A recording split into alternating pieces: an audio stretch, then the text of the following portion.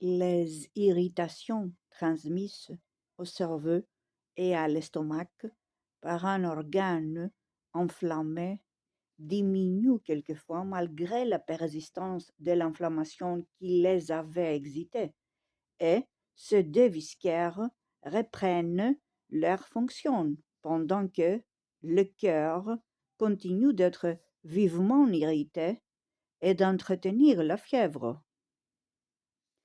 Quoique l'estomac et le cerveau continuent leur fonction pendant l'inflammation d'un autre organe, ils ne laissent pas d'être irrités organiquement.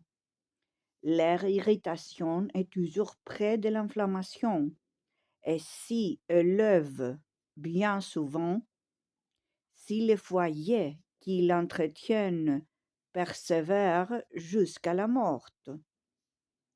Si l'irritation excitée par sympathie dans l'estomac et le cerveau, au lieu de diminuer, devient plus intense que celle du foyer dont elle dépend, c'est le cas des propositions sur les métastases.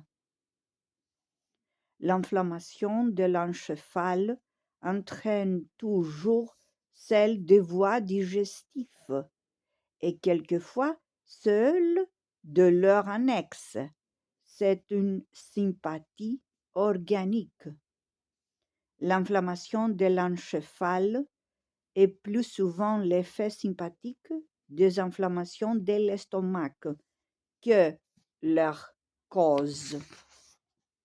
La congestion sanguine de l'estomac dans l'ivresse, dans le typhus, dans les fièvres Malie-Maurice, etc., se répète nécessairement dans le cerveau, y compris ses membranes.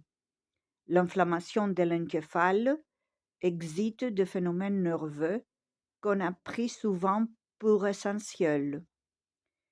Toutes les irritations de l'encéphale qui se prolongent finissent par l'inflammation, la subinflammation ou l'hémorragie, lorsque leur marche n'est interrompue ni par l'art ni par l'affection d'un autre organe, et, dans ces cas, elle se termine toujours par la mort. Telles sont l'épilepsie, la catalepsie et les contentions d'esprit portées à l'excès, etc.